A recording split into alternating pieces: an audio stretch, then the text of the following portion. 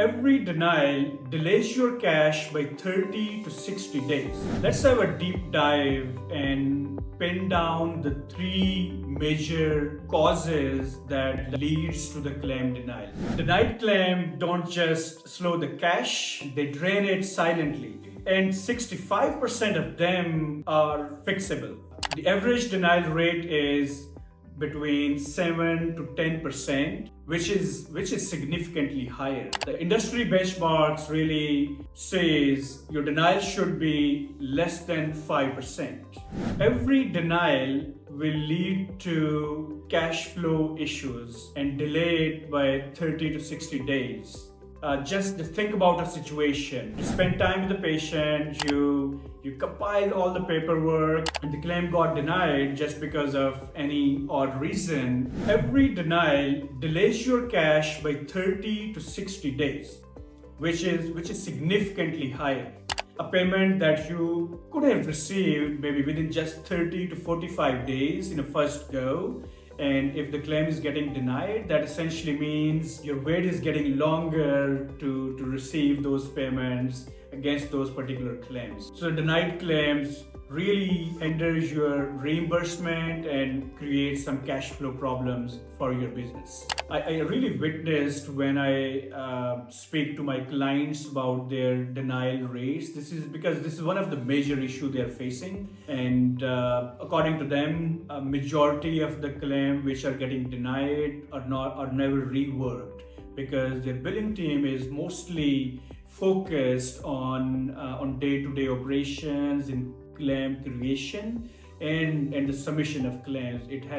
You really have to have a right and dedicated team in place who can cope up with the denials. When your claims are not reworked, it's a permanent loss of the revenue because after a certain time period, you cannot recover those claims because of timely filing limits or timely resubmission of the claim limits get expired, and you have no other way to just either adjust that balance, write off that balance. Instead, that could have been managed proactively to avoid the denials and get the right reimbursement in your bank account. Let's have a deep dive and pin down the three major causes that leads to the claim denial. These are highly important for you to understand, like what actually causes the claim denials, why it is getting denied, what is the root cause of it, so you can take preventive measures to correct these claims if it is denied, or submit the clean claim beforehand so you don't end up with the denial. So first of all, your diagnosis and the procedure codes has to be aligned with your medical records and prove medical necessity, as this is important for the payers so they can relate the procedures performed by the provider, and simultaneously your biller should apply those codes correctly into the billing system so the clean claim is submitted in the first go. Second is the late submissions. I've really noticed where providers keep seeing the patients, they pile up their work, super bills, the face sheets on their table, in their drawer somewhere, and really do not submit the claims in real time or every day. They wait for weeks or months to submit those claims, and eventually some claims falls into late filing. What is the core problem here? The major issue I see is it's the overwhelming situation for the practice owners, where they really do not have complete staff in hand who can manage their paperwork, who can manage their claims on behalf of them, so they can focus more on the patient care, less on the paperwork. So they keep piling up their claims, and at the end of the day, they end up with losing money. And thirdly, incomplete documentation. Making sure as a practice owner, you yourself, your all other providers are well versed with the documentation rules, and keeping a complete record of the documentation and so it can be submitted to the payers when it is required.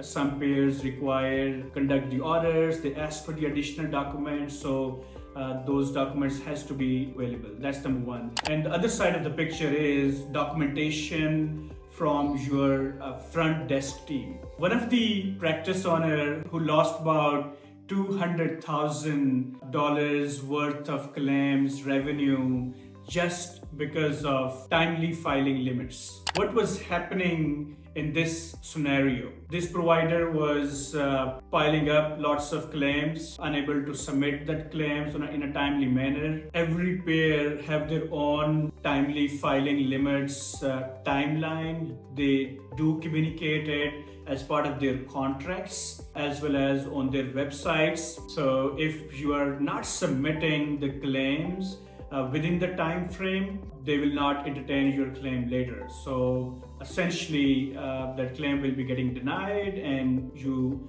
will be losing revenue at the end of the day. Now the important question is how to fix such issues.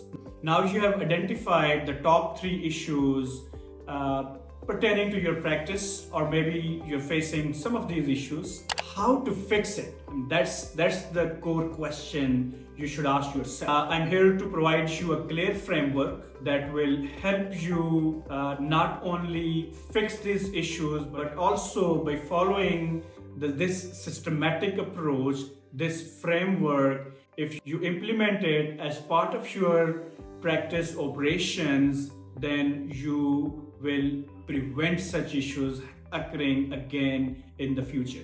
First of all, your front desk team is responsible to collect accurate information from the patients at the time of scheduling the appointment. So your front desk team is capable of verifying the patient benefits, making sure the patient you are going to see, this patient is eligible for the services you are going to provide. Also, all the demographic information related to the patient, the name, address, and other related information is captured accurately. So that information should really match with the payer records. By applying these processes at the front desk, you'll be able to overcome the issues related to data discrepancies, the eligibility checks, and the coding related part. As part of the denial prevention framework, the second most important pillar is really dedicated denials log. That essentially means tracking the root cause of each and every denied claims. A denial log is crucial to follow, is crucial to implement. Your team should have a report in place where it talks about a number of denials, each claim one by one. What was the core reason? What was the actual cause of these denials? Then you should also write down what can be done to prevent these denials. So let's assume the issue was related to medical codes. The right code was not entered or applied before the claim submission. So your team should be well aware about what code has to be added specific to that procedure as per the payer guidelines. So that's just one example. Similarly, to fix denials related to benefits verification or prior authorizations. So some of these denials can be prevented by identifying whether why we are not taking a prior authorization, considering a fact it was required for XYZ procedure. So if your team is unaware whether an authorization is required, so essentially this claim is going to get denied. But by having the root cause analysis, having the denial logs in place, you'll get to know where the process is getting break. Whether it's a training problem or it's a system related issue or it's a process related issue. So by implementing the denial log, you can overcome lots of issues proactively. Next, you should really define the role of your billing team. So one person should really follow up on the claims. Is that the responsibility of this resource is going to just not on follow up with the claims, checking the status. If there is any denial, without waiting, identify it proactively and fix it. One thing I've really noticed that generally billing team members, they wait for ERA or EOB to come in, so then they get to know about the claim denial. That's not a good approach. That's the fair approach, but that's not a very good approach. The best approach is just do not wait for EOB to come in because it may take some time. Your follow-up team member, his job should be really looking into the portal every week about the claim status, checking whether claim has been processed, it is still in the queue, and or it got denied. If it is denied, just identify what is the reason behind it so you can course correct that denial in a proactive way. And lastly, conducting a monthly review meeting.